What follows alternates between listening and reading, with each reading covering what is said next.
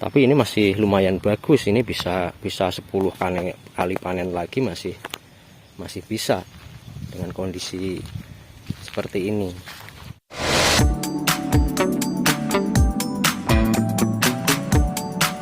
Jangan lupa subscribe, like, komen, mantap.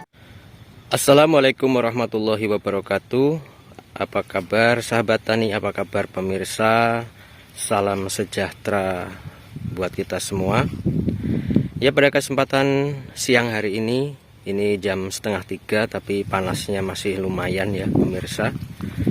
Nah, di sini saya berada di kebun kacang panjang saya, melihat ya keadaan tanaman kacang panjang. Dan perlu diketahui, lokasi kacang panjang ini adalah dulu pernah saya share di video sebelumnya juga tanaman kacang panjang, dan ini adalah lokasi yang sama tapi tanaman yang berbeda. Bisa dilihat videonya di sini ya. Dan bisa pemirsa juga sahabat tani lihat secara kondisi tanaman kacang panjang saat ini.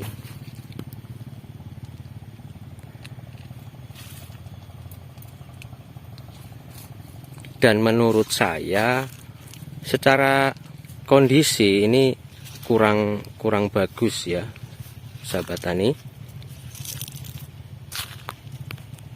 Banyak sekali ya penyakit-penyakit yang ada. Jadi ini dulu sempat mengalami keriting daun ya sahabat tani juga pemirsa. Dan ini baru kelihatan pulih, baru kelihatan ya sedikit normal lagi. Dan penanggulangan penyakit yang menyerang pada keriting daun pada tanaman kacang panjang, nah penyebabnya juga mirip, bisa dibilang sama ya dengan apa yang menyerang pada tanaman cabai yang juga menyebabkan keriting, sejenis kutu-kutu daun, kutu kebul, trip, tungau, dan sejenisnya. Nah, itu adalah serangga-serangga yang juga sering menyebabkan berbagai macam penyakit. Contohnya juga penyebaran virus, itu penyebarannya juga disebarkan oleh kutu-kutu yang saya sebutkan tadi. Nah, bagaimana penanggulangannya? Di sini saya menggunakan insektisida yang berbahan aktifnya itu berbeda-beda. Jadi tidak hanya menggunakan satu insektisida ya. Saya memilih beberapa insektisida yang bahan aktifnya juga berbeda. Contoh seperti yang berbahan aktif abamectin, sipermetin. Nah, itu kita gunakan secara bergantian. Sebab untuk hama terutama ya serangga, kalau kita hanya menggunakan satu bahan aktif, biasanya dia akan terbiasa atau tidak akan mengefek mematikan serangga itu sendiri. Jadi kita harus pintar-pintar mengaplikasikan insektisida pengendali hama itu dengan bahan aktif yang berbeda. Itu tip pertama. Dan untuk menghindari serangan penyakit ataupun sejenis hama,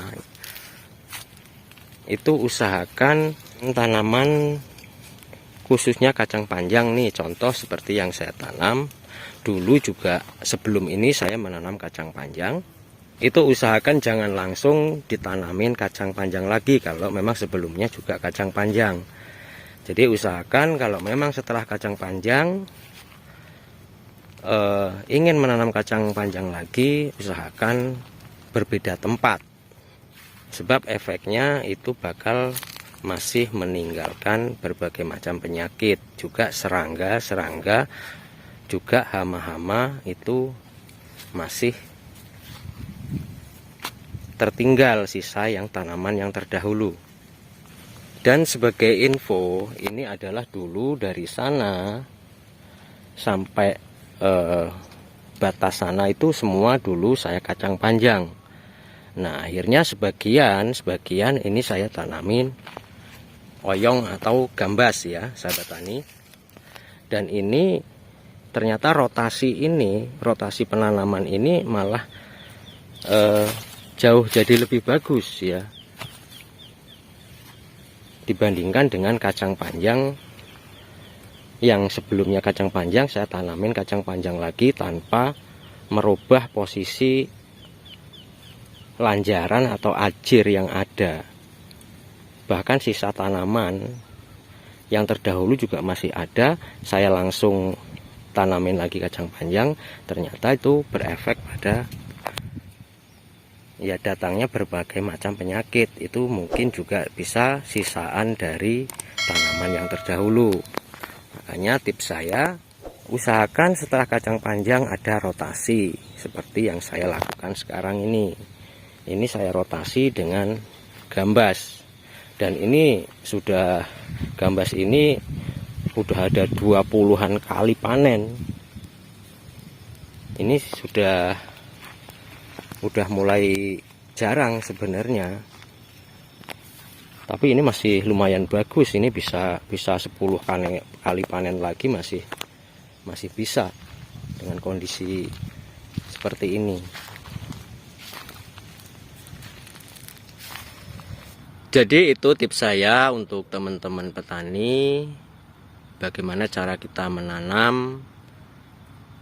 Pertama, perawatan, usahakan untuk pengendalian hama yang kita pakai seperti insektisida, usahakan bahan aktifnya juga